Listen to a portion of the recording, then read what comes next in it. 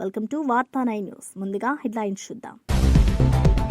Jubilee hills ఉప ఎన్నిక Congress party అభ్యర్థిగా నవీన్ యాదవ్ పేరు ఖరారు. ఏఐసీసీ నుండి ప్రకటన వెలువడిన ఉప ఎన్నిక కోసం టికెట్ ఆశించిన పలువురు నాయకులు. నవంబర్ 11న జూబ్లీ హిల్స్ ఉప ఎన్నిక.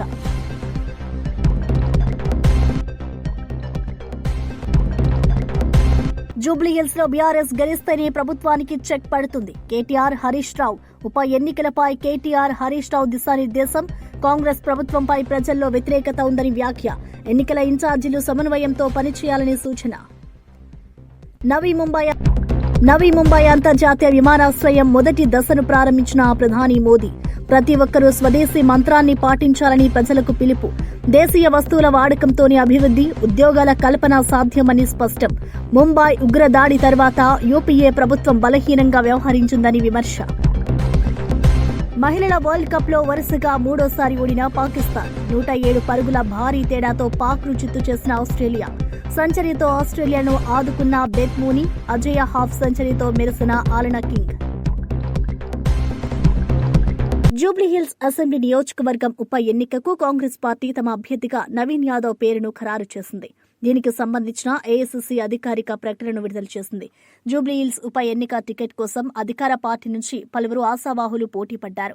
తెలంగాణ కాంగ్రెస్ నేతలు, పార్టీ యువ నాయకుడు నవీన్ యాదవ్, మాజీ ఎంపీ అంజన్ కుమార్ యాదవ్, సీఎన్ రెడ్డి పేర్లను అధిష్టానానికి పంపించారు. మాజీ మేయర్ బొంతు రామ్మోహన్ పేరు కూడా పరిశీలనలో ఉన్నప్పటికీ ఆయన పోటీలో లేరని నిన్న స్పష్టం చేశారు. ఈ నేపథ్యంలో అధిష్టానం వారి పేర్లను పరిశీలించి నవీన్ యాదవ్ పేరును ఖరారు చేసింది.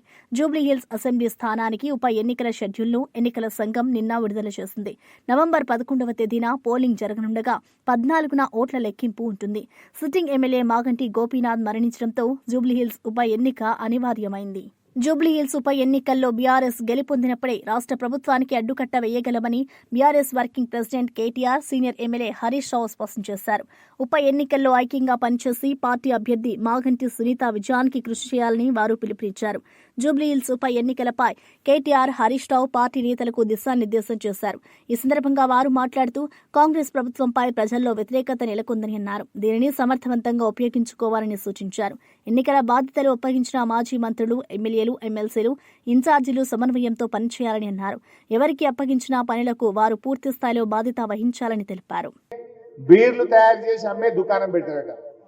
ఇక తాగుడు తక్కువైంది, ఇంకింత తాగుర్రి ఊగుర్రి నాకు గల్లెపెట్ట నింపుర్రి అంటుండు. అప్పుడేమన్నాడు, కాంగ్రెస్ వస్తే బెల్ట్ షాపులు బంద్ చేస్తాం, కాంగ్రెస్ వస్తే మద్య నియంత్రణ అమలు చేస్తాం. కానీ ఇప్పుడేమంటుండు, ఎక్సైజ్ లో మీటింగ్ పెట్టి. బుధవారం నవీ ముంబైలో అంతర్జాతీయ విమానాశ్రయం మొదటి దశను ప్రారంభించిన అనంతరం ఆయన ప్రసంగించారు. స్వదేశీ వస్తువుల వాడకం వల్ల దేశంలో అభివృద్ధి వేగవంతం అవ్వడమే కాకుండా యువతకు మరిన్ని ఉద్యోగ అవకాశాలు లభిస్తాయని ఆయన అన్నారు.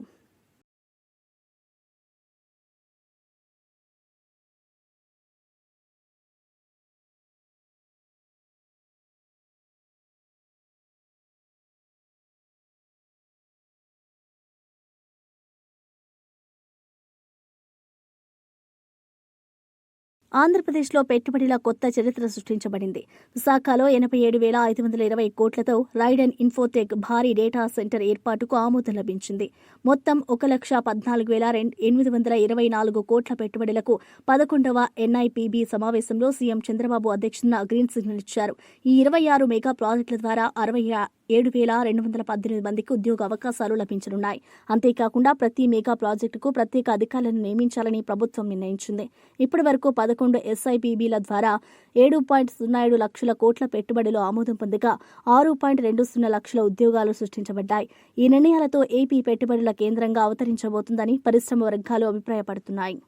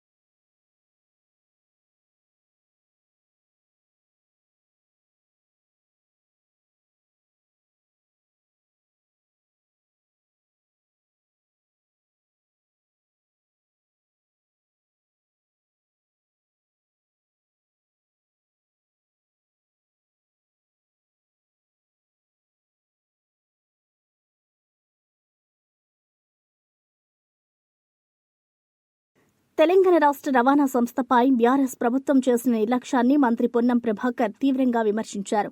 గత ప్రభుత్వ కాలంలో ఆర్టీసీని ప్రైవేటు పరచాలని ప్రయత్నించారని ఆయన ఆరోపించారు. ప్రజా రవాణా వ్యవస్థను నిర్వీర్యం చేయడం వల్ల డ్రైవర్లు, కండక్టర్లు, సిబ్బంది తీవ్రమైన ఇబ్బందులు ఎదుర్కొన్నారని తెలిపారు. ప్రస్తుత కాంగ్రెస్ ప్రభుత్వం ఆర్టీసీ సంక్షేమాన్ని ప్రధాన ఎజెండాగా తీసుకుని ముందుకు సాగుతుందని స్పష్టం చేశారు. ప్రజలపై భారం మోపడం కాదు, సేవా ప్రమాణాలను పెంపొందించడమే తమ లక్ష్యమని తెలిపారు.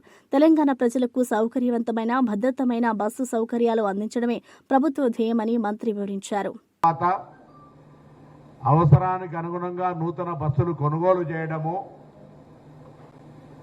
అదేవిధంగా నూతన ఉద్యోగాలను నియామకం చేయడము, ఉద్యోగుల యొక్క సమస్యలు, వారికి ఉన్నటువంటి అసహనాన్ని తొలగించే విధంగా వారి యొక్క సమస్యలను పూర్తి స్థాయిలో పరిష్కరించేటువంటి విధంగా ముందుకు పోతున్న సందర్భంలో అనేకమైనటువంటి సంస్కరణలు తీసుకొచ్చి 3 ఎజెండా: ప్రయాణికుల సౌకర్యం, కార్మికుల సంక్షేమం, ఆర్టీసీ సంస్థ పరిరక్షణ, ఈ 3 ప్రధాన అంశాలను ఎజెండాగా చేసుకుని రేవంత్ రెడ్డి గారి నాయకత్వంలో ఉన్న ఈ కేబినెట్ కార్మికులకు సంక్షేమానికి సంబంధించి, ఆర్టీసీ ప్రయోజనాలకు సంబంధించినటువంటి సంస్థ యొక్క పరిరక్షణకు సంబంధించి, ప్రయాణికుల సౌకర్యానికి సంబంధించి అన్ని రకాల చర్యలు తీసుకునే సందర్భంగా హైదరాబాద్ నగరంలో PM E-డ్రైవ్ కింద ఇచ్చినటువంటి స్కీమ్లో భాగంగా 2800 EV బస్సులు వస్తున్నటువంటి పరిస్థితుల్లో నూతనంగా ఛార్జింగ్ స్టేషన్లు ఏర్పాటు చేసేటువంటి సంబంధించిన అంశం మీద చాలా కాలం మేము వచ్చిన 2 సంవత్సరాల్లో ఎన్నడూ కూడా హైదరాబాద్ సిటీలో ₹1 ఆటానా పైసలు కూడా ఛార్జ్ పెంచని పరిస్థితుల్లో పాత బకాయిలను అనేకంగా ఈవెన్ PF డిపాజిట్స్తో సహా కార్మికులకు సంబంధించిన సొమ్మును కూడా అప్పు చేసినటువంటి పరిస్థితుల నుంచి బయటపడి వాళ్లకు PRCలు ఇస్తూ, బాండ్స్ పేమెంట్ చేస్తూ అన్ని రకాల వాళ్ళకి సౌకర్యాలు కలిగజేసే ప్రయత్నం మా ప్రభుత్వం చేస్తూ ఉన్నటువంటి సందర్భంగా కొంత హైదరాబాద్ సంబంధించి అది కూడా ఫస్ట్ స్టేజ్ వరకు ఎటువంటి కిరాయి కానీ ఎక్కడ ఒక 90 పైసా తేడా లేకుండా స్టేజ్ 1 తర్వాత స్టేజ్ 2 తర్వాత కొంత అమౌంట్ పెంచినటువంటి మాట, దాన్ని టీఆర్ఎస్ పార్టీ ఆర్టీసీని గుడి లింగాన్ని మింగినట్టుగా ఆర్టీసీని పూర్తిగా నిర్వీర్యం చేసి ఆర్టీసీ సంస్థను ప్రైవేట్ చేస్తామనేటువంటి దూరదృష్టితోటి ఒక ఎగ్జిక్యూటివ్ డైరెక్టర్ రిటైర్డ్ను ఎండీగా నియమించుకొని 10 సంవత్సరాల ఒక కొత్త బస్సు కానీ, ఒక కొత్త నియామకం కానీ, ఆర్టీసీల సంక్షేమం కొరకు కూడా ఒక మాట చేయకుండా ఉద్యోగుల సంఖ్యను కూడా తగ్గించి ఇవాళ మీరు ఆర్టీసీ గురించి ముసలికన్నీరు కాల్చి రేపు చెలో బస్సు భవన్ పెట్టినారు. అడుగుతాను, ఒక్కసారి ఆత్మపరిశీలన చేసుకోండి. టీఆర్ఎస్ పార్టీ నాయకులారా, తెలంగాణ ప్రభుత్వం ఉన్నప్పుడు ఆర్టీసీ కార్మికుల స్థితి, ఆత్మహత్యలు చేసుకున్న పరిస్థితి, వాళ్ళ మీద మీరు పెట్టిన కేసులు, అన్నమో రామచంద్రని 65 రోజులు సమ్మె చేస్తే పట్టించుకున్నటువంటి విధానం, ఆనాడు ఉన్నటువంటి హైకోర్టు చీఫ్ జస్టిస్ చౌహాన్ గారు ముఖ్యమంత్రికి ప్రత్యేకంగా చెప్పి ఆర్టీసీ కార్మికులకు నష్టం చేస్తే బాగుండదని అనేక సందర్భాల్లో చెప్పినటువంటి సీఎం కేసీఆర్ గారి స్టేట్మెంట్ సాక్ష్యం ఉంటే ఆనాడు కూడా వీళ్ళు అనేకమైన ఛార్జీల పెంపు చేసినటువంటి పాత ఇవన్నీ ఉంటే ఇవాళ ఇది పెద్ద మేము తెలంగాణ రాష్ట్ర ప్రభుత్వం మీ మీద ఆర్టీసీని ప్రజలను దోపిడీ చేస్తున్నట్టు మాట్లాడుతూ ఉన్నారు. ఇది మీరు ఒకసారి ఆలోచన చేయమని చెప్పి కోరుతా ఉన్నా. హైదరాబాద్ జంట నగరాల ప్రజలకు విజ్ఞప్తి చేస్తున్నాం. ఈరోజు ఆర్టీసీ ఇన్ఫ్రాస్ట్రక్చర్ స్పేస్ మీద రాబోయే 2800 EV బస్సులకు సంబంధించి టీపీసీసీ అధ్యక్షుడు మహేష్ కుమార్ గౌడ్ బీసీ రిజర్వేషన్ల కేసులో కాంగ్రెస్ పార్టీ ఖచ్చితంగా గెలుస్తుందని ధీమా వ్యక్తం చేశారు. న్యాయపరమైన అంశాలన్నీ తమ వైపే ఉన్నాయని, బీసీల హక్కుల కోసం కాంగ్రెస్ ఎప్పుడూ ముందుంటుందని తెలిపారు. ఎన్నికల షెడ్యూల్ ప్రకారం నామినేషన్ ప్రక్రియ యథావిధిగా కొనసాగుతుందని చెప్పారు. రేపటి నుంచి జెడ్పీటీసీ, ఎంపీటీసీ నామినేషన్లు ప్రారంభం కానున్నాయని స్పష్టం చేశారు. బీసీ సమాజానికి రాజకీయ ప్రాతినిధ్యం రావడం అత్యంత అవసరమని ఆయన పేర్కొన్నారు. బీఆర్ఎస్ పాలనలో బీసీలకు జరిగిన అన్యాయం కాంగ్రెస్ ప్రభుత్వం సరిదిద్దుతుందన్నారు. ఈ కేసు తీర్పుతో బీసీలకు న్యాయం జరుగుతుందని, తెలంగాణ రాజకీయాల్లో కొత్త మార్పు చోటు చేసుకుంటుందని ఆయన నమ్మకంగా అన్నారు. ఇది అసెంబ్లీలో బిల్లు ప్రవేశపెట్టి అన్ని పార్టీల మద్దతుతో చట్టం చేయడం జరిగింది కాబట్టి ఇది కుల సర్వే జరిగిన తర్వాత ఎంపెరికల్ డేటా లభించింది కాబట్టి ఈ రాష్ట్రంలో 56.33% బీసీలు ఉన్నారనేటువంటి ఒక సైంటిఫిక్ మోడ్లో జరిగే సర్వే తెలిపింది కాబట్టి ఈ రిజర్వేషన్ ఇవ్వడం న్యాయబద్ధమైంది అనేది మాట మా న్యాయవాదులు వాదనలో వినిపించినారు. ఇవాళ స్టే ఇవ్వలేదు కాబట్టి రేపటి నుంచి ప్రక్రియ ఉంటుందని అనుకుంటాం. ఆ న్యాయవాదులు ప్రభుత్వం తరఫున ఏజీ గారు కోర్టుకు అన్ని వివరిస్తారు. పబ్లిక్ డొమైన్ లో పెట్టలేదు, ఫిర్యాదు కూడా తీసుకోలేదని వాళ్ళ వాదన. అన్నిటికీ సమాధానం రేపు కోర్టులో మా న్యాయవాదులు ప్రతికూలంగా వస్తే దానికి సంబంధించిన మాటే లేదు. ఇప్పటి వరకున్న సమాచారం ప్రకారం కోర్టు కూడా ఇది న్యాయబద్ధమైందని నమ్ముతున్నట్టుగా మాకు అందుతున్న వార్తలు. రేపు మా న్యాయవాదులు బలంగా ఇంకా వాదనలు వినిపిస్తారు. ఇది సజావుగా ఎన్నికలు జరుగుతాయని అనుకుంటాం. పార్టీకి సంబంధించిన నాయకులకి నోటిఫికేషన్ లో పార్టిసిపేట్ చేయమని చెప్తున్నారు. నామినేషన్ ఏమని చెప్తున్నారు మీరు? ఇదివరకు చెప్పుకున్నాం 9th నుంచి నోటిఫికేషన్ కాబట్టి చాలా చోట్ల మా నాయకులు మా ఎమ్మెల్యేలు దీనికి సన్నద్ధమే ఉన్నారు. డీఎస్పీ 2025 పై కొనసాగుతున్న వివాదంలో కొత్త మలుపు చోటు చేసుకుంది. మాజీ ముఖ్యమంత్రి వైఎస్ జగన్మోహన్ రెడ్డిని డీఎస్సీ అభ్యర్థులు కలిసి తమ ఆవేదనను వ్యక్తం చేశారు.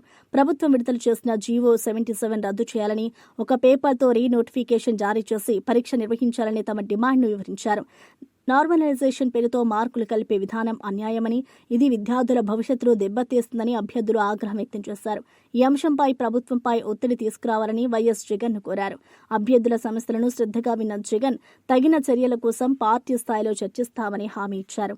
డీఎస్సీ ప్రక్రియలో పారదర్శకత, న్యాయం కోసం అభ్యర్థులు పోరాటం కొనసాగిస్తున్నారు.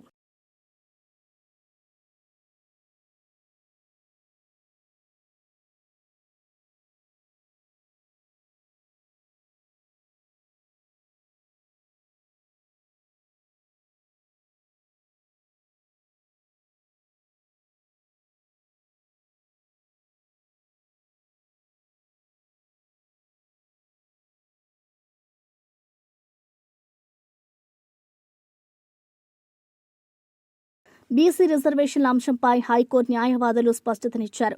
జీవో నెంబర్ 9 పై హైకోర్టు ఎలాంటి స్టే ఆదేశాలు ఇవ్వలేదని న్యాయవాదులు తెలిపారు. కొన్ని వర్గాలు తప్పుదారి పట్టించే ప్రచారం చేస్తున్నాయని విమర్శించారు. బీసీల హక్కుల కోసం దాఖలైన ఈ పిటిషన్ హైకోర్టు చరిత్రలో ఒక మైలురాయిగా నిలుస్తుందని అన్నారు. బీసీ వర్గాలను చైతన్యపరిచి వారికి సరైన రాజకీయ ప్రాతినిధ్యం ఇవ్వాలనే ఉద్దేశంతో ఈ పిటిషన్ దాఖలైందని వివరించారు. బీసీ రిజర్వేషన్లను అడ్డుకోవాలన్న ప్రయత్నాలు విఫలమవుతాయని న్యాయవాదులు స్పష్టం చేశారు. న్యాయపరంగా బీసీలకు న్యాయం తప్పక దక్కుతుందనే నమ్మకం వ్యక్తం చేశారు. హైకోర్టు తీర్పు బీసీల భవిష్యత్తుకు మార్గదర్శకమవుతుందని పేర్కొన్నారు.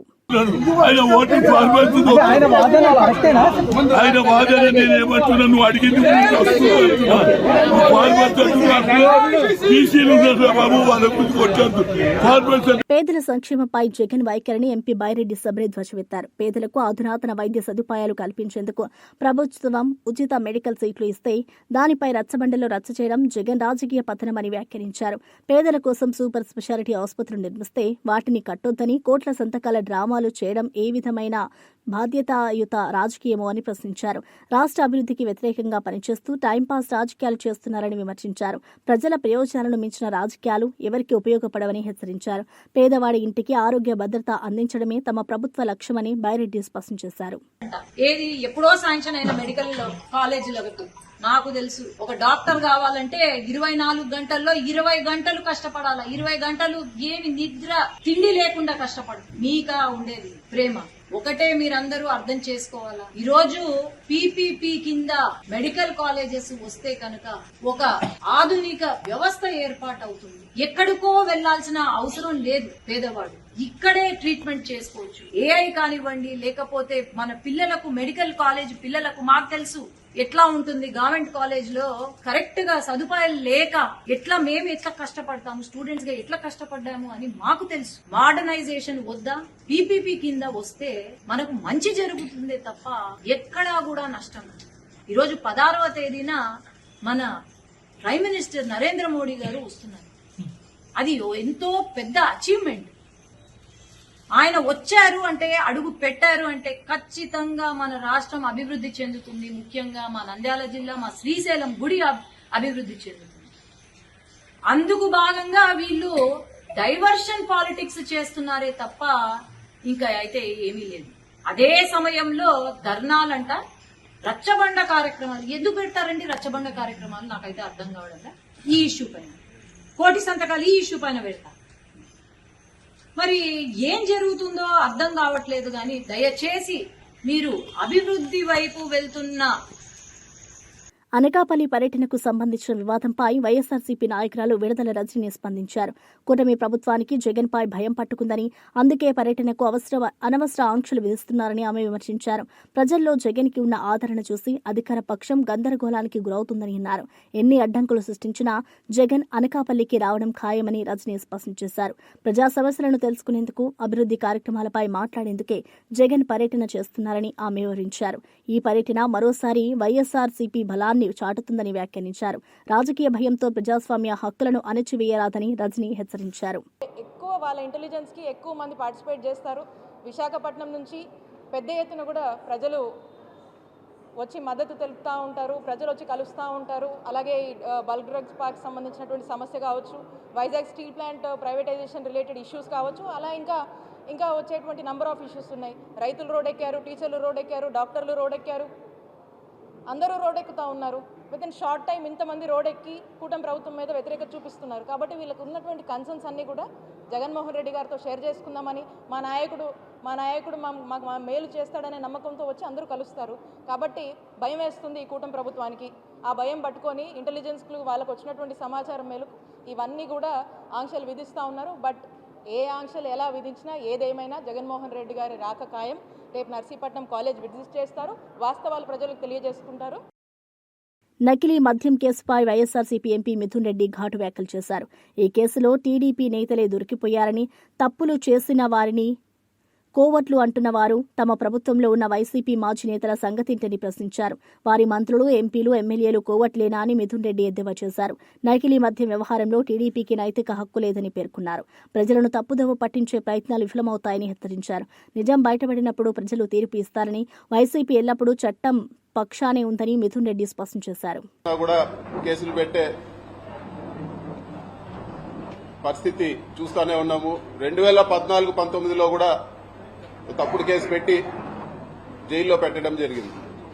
అప్పుడు కూడా చెప్పినాను, ఇది తప్పుడు కేసు, ఇది కేవలం హరాస్మెంట్ చేసేదానికే పెడుతున్నారని ఆ రోజు కూడా నేను చెప్పడం జరిగింది. అయినా కూడా అక్రమంగా అరెస్ట్ చేసి నన్ను, బిఎం మధుసూదన్ రెడ్డి గారిని, చెవిరెడ్డి భాస్కర్ రెడ్డి గారిని కూడా ఆ రోజు కూడా జైల్లో పెట్టడం జరిగింది. తర్వాత ఎవరైతే కేసు పెట్టించారో అదే వ్యక్తి కోర్టులో వచ్చి చెప్పడం జరిగింది, ఎక్కడ కూడా బలవంతంగా మా దగ్గర పెట్టించారు, వీళ్ళు తప్పు చేయలేదని చెప్పి ఆ కేసు కూడా కొట్టేయడం జరిగింది.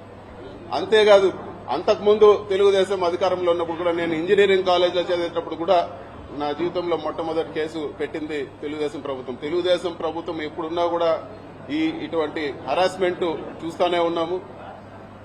ముఖ్యంగా ఈ జైల్లో ఉన్నన్ని రోజులు కూడా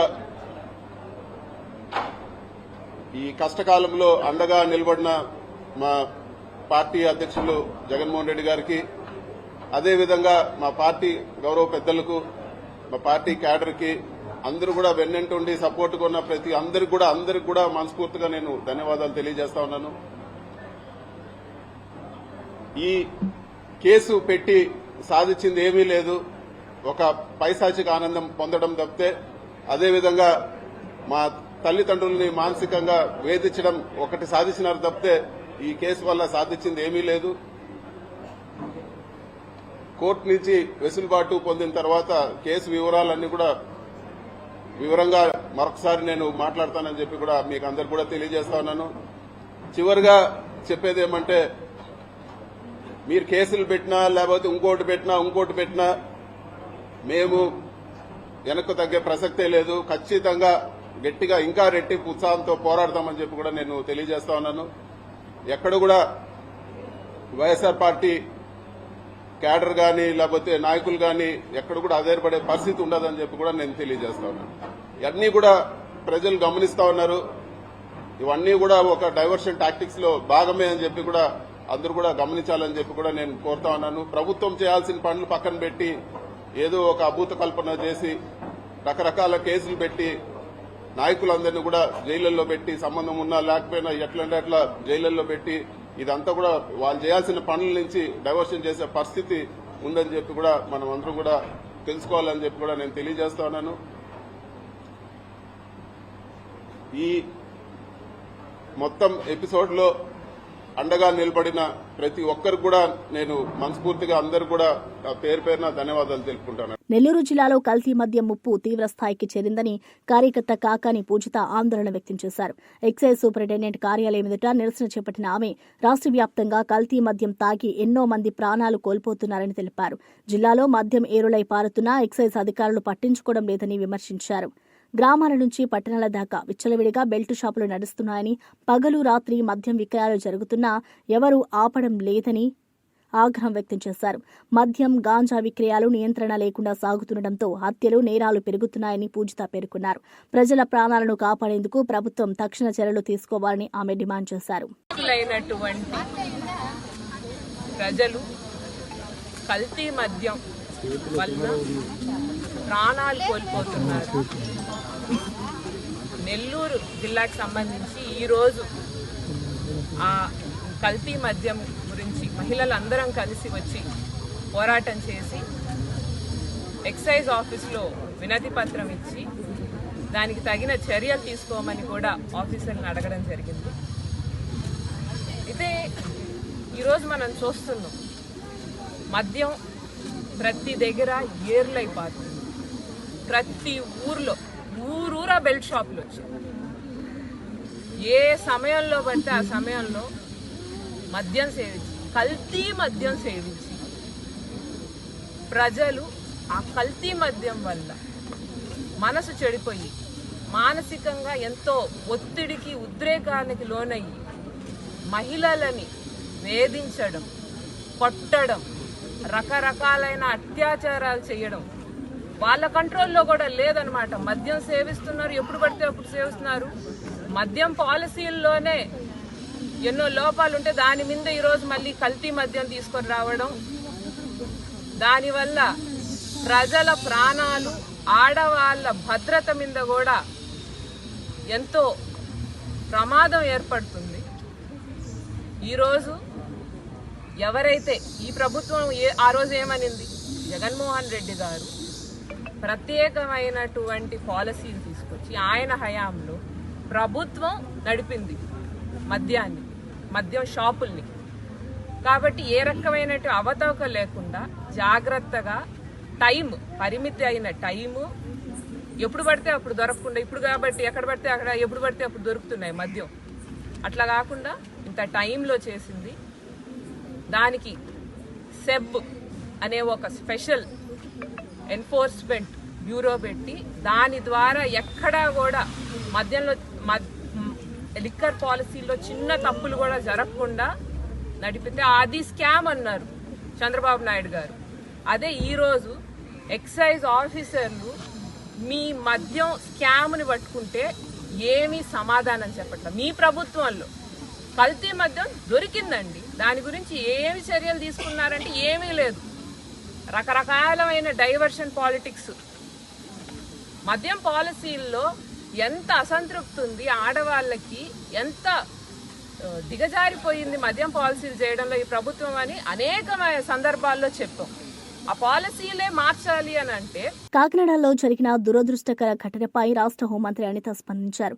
సంఘటన జరిగిన వెంటనే ముఖ్యమంత్రి చంద్రబాబు నాయుడు స్పందించి తగిన చర్యలు చేపట్టాలని ఆదేశించారని ఆమె తెలిపారు. ఆదేశాల మేరకు సంఘటనా స్థలానికి వెళ్లి పరిస్థితిని సమీక్షిస్తున్నారని వివరించారు. ఈ ఘటనలో 6 మృతి చెందగా 8 మందికి గాయపడ్డారని చెప్పారు. క్షతగాత్రులకు మెరుగైన వైద్యం అందించేందుకు ప్రభుత్వం అన్ని ఏర్పాట్లు చేస్తుందని హామీ ఇచ్చారు. Africa 13, B1 14, B5 15, B4 16, B3 17, B1 21st, H1 22nd. Madam రెండు మాటలు అదే మేడం అంటే ఘటనస్థలం అంటే ఏది జరుగుతారు కదా, ఇంకా మృతులు పెరిగే సంఖ్య, మృతులు పెరిగే అవకాశం ఉన్నారు సార్. హాస్పిటల్కి తీసుకెళ్లారు. యాజ్ ఆఫ్ నౌ ఇన్ఫర్మేషన్ రాగానే ఇమీడియట్గా అక్కడ సంఘటన స్థలానికి వెళ్ళమని చెప్పి గౌరవ ముఖ్యమంత్రి గారి ఆదేశాల మేరకు నేను రావడం జరిగింది. ఇక్కడ నుంచి ఒకసారి సంఘటన స్థలం చూసుకుని అక్కడ నుంచి క్షత్రికతలను కూడా ఒకసారి పరామర్శ చేస్తాం. ఒకసారి మీకు దురదృష్టం 6 మంది చనిపోవడం ఈరోజు, అరౌండ్ 8 మెంబర్స్ ఇంజ్యూర్డ్ అయి ఉన్నారు. వాళ్ళందరినీ కూడా పెరిగిన వయసు అందించమని చెప్పి ఆల్రెడీ ఇప్పుడు వనపర్తి హాస్పిటల్ నుంచి ఇప్పుడు కాకినాడ తరలించడం కూడా రెడీ అవుతున్నారు. ఇస్తామండి, అన్ని కూడా మాట్లాడుతాం. ఒకసారి మేడం తనిఖీలు చేసి ఇన్సిడెంట్ జరిగిన 3 hours మేడం అధికారులు ఇప్పుడు తనిఖీ చేసిన కూడా ఎలాంటి ప్రొవైడ్ అవుతుంది ఇది కూడా అర్థం చేసుకోవాలి. 2026 వరకు ఆ లైసెన్స్ కూడా ఉంది. సో అది యాజ్ పర్ రూల్ ప్రకారం జరుగుతున్నది. నాకు తెలిసిన ఇన్ఫర్మేషన్ ఏంటంటే ఇన్ దట్ సిచ్యువేషన్ ఆ ఇన్సిడెంట్లో ఓనర్ కూడా చనిపోయినట్టుగా ఒక ఇన్ఫర్మేషన్ వచ్చింది. ఏదన్నది కూడా ఒకసారి మేము కూడా కొన్ని షాపులకి లైసెన్స్ లేకుండా అనధికారంగా మొన్ననే రీసెంట్గా ఒక 2 months బ్యాక్ ఒక మీటింగ్లో కూడా ఐసీసీ మహిళల ప్రపంచ కప్ 2025లో పాకిస్తాన్ ఆట తీరు నానాటికి తీసికట్టుగా మారుతోంది. ఈ టోర్నమెంట్లో ఆ జట్టు వరుసగా 3వ ఓటమిని మూటగట్టుకుంది. బుధవారం కొలంబోలోని ప్రేమదాస స్టేడియం వేదికగా ఆస్ట్రేలియాతో జరిగిన మ్యాచ్లో 107 పరుగుల భారీ తేడాతో పరాజయం పాలైంది. ఈ మ్యాచ్లో బెత్ మూనీ అద్భుత సెంచరీతో ఆస్ట్రేలియా విజయంలో కీలక పాత్ర పోషించింది. ఈ మ్యాచ్లో టాస్ గెలిచిన పాకిస్తాన్ కెప్టెన్ ఫాతిమా సనా తొలుత బౌలింగ్ ఎంచుకుంది. పాక్ బౌలర్లు కట్టుదిట్టంగా బంతులేయడంతో ఆస్ట్రేలియా బ్యాటింగ్ లైనప్ ఒక దశలో కష్టాల్లో పడింది. 115 పరుగులకే 8 వికెట్లు కోల్పోయి స్వల్ప స్కోరుకే పరిమితమయ్యేలా కనిపించింది. అయితే ఈ క్లిష్ట సమయంలో ఓపెనర్ బెత్ మూనీ అద్భుత సెంచరీతో ఆకట్టుకోగా చివర్లో అలానా మెరుపు హాఫ్ సెంచరీతో జట్టుకు అండగా నిలిచింది. వీరిద్దరి పోరాటంలో ఆస్ట్రేలియా నిర్ణీత 50 ఓవర్లలో 9 వికెట్ల నష్టానికి 221 పరుగుల గౌరవప్రదమైన స్కోర్ చేసింది. పాక్ బౌలర్లలో నష్రా సంధు 3 వికెట్లు పడగొట్టగా ఫాతిమా సనా, రమీన్ షమీం చెరో 2 వికెట్లు తీశారు. బులెటిన్ ముగించే ముందు హెడ్లైన్స్ మరోసారి. జూబ్లీహిల్స్ ఉప ఎన్నిక కాంగ్రెస్ పార్టీ అభ్యర్థిగా నవీన్ యాదవ్ పేరు ఖరారు. ఏఐసీసీ నుండి ప్రకటన వెలువడిన ఉప ఎన్నిక కోసం టికెట్ ఆశించిన పలువురు నాయకులు. నవంబర్ 11న జూబ్లీహిల్స్ ఉప ఎన్నిక.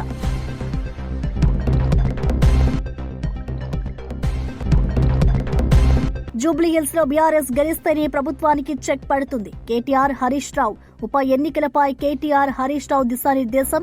కాంగ్రెస్ ప్రభుత్వంపై ప్రజల్లో వ్యతిరేకత ఉందని వ్యాఖ్య. ఎన్నికల ఇన్ఛార్జీలు సమన్వయంతో పనిచేయాలని సూచన. నవీ ముంబై అంతర్జాతీయ విమానాశ్రయం మొదటి దశను ప్రారంభించిన ప్రధాని మోదీ. ప్రతి ఒక్కరూ స్వదేశీ మంత్రాన్ని పాటించాలని ప్రజలకు పిలుపు. దేశీయ వస్తువుల వాడకంతోనే అభివృద్ధి, ఉద్యోగాల కల్పన సాధ్యమని స్పష్టం. ముంబై ఉగ్రదాడి తర్వాత యూపీఏ ప్రభుత్వం బలహీనంగా వ్యవహరించిందని విమర్శ. మహిళల వరల్డ్ కప్ లో వరుసగా 3వ ఓడిన పాకిస్తాన్. 107 పరుగుల భారీ తేడాతో పాక్ను చిత్తు చేసిన ఆస్ట్రేలియా. సెంచరీతో ఆస్ట్రేలియాను ఆదుకున్న బెత్ మూనీ, అజయ హాఫ్ సెంచరీతో మెరిసిన ఆలనా కింగ్. ఇవి బులెటిన్ విశేషాలు. చూస్తూనే వార్తా 9 న్యూస్.